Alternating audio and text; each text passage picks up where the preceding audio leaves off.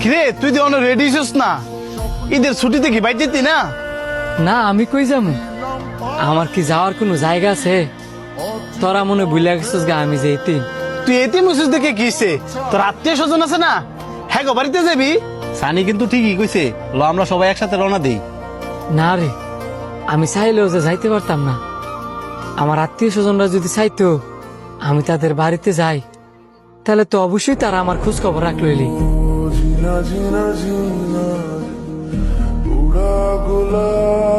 কে রে, তোর আত্মীয় স্বজনরা কি জানে না এতিম করে আদর করলে যে আল্লাহ পাক অনেক খুশি হয়?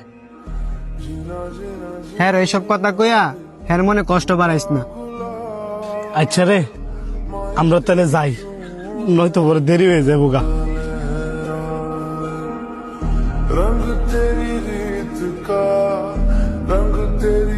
মা, বাবা, আজকে আমি সত্যি সত্যি ইতিম হয়েছি। আমার সহপাঠী যারা আছে সবাই ঈদের ছুটিতে বাড়িতে গেছে। আমার আত্মীয় স্বজন তাহা সত্ত্বেও আমি যাইতে পারি না, কারণ যে পৃথিবীতে বাবা বাচ্চা নাই, মা বাচ্চা নাই, তার পৃথিবীতে কোনো দাম নাই। মাগো, আমার কি অপরাধ ছিল যে তোমরা আমার ফালা হয়ে যাবে?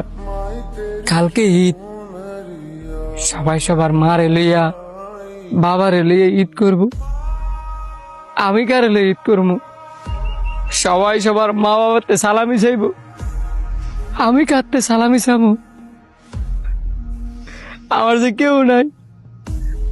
সবাই সবার মার হাতে তৈরি শ্যামাই খাইব, আমি কার হাতে তৈরি শ্যামাই খাম? কইতার বা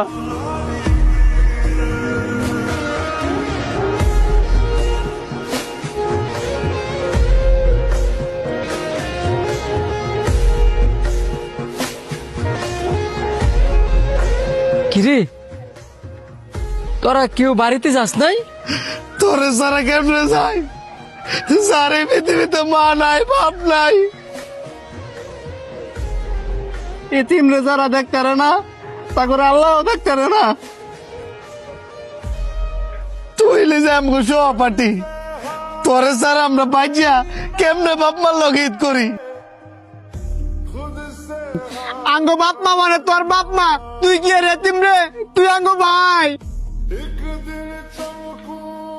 আমরা সাইর ভাই এক লগে ঈদ করবো, তুই আমগো লগে আয়।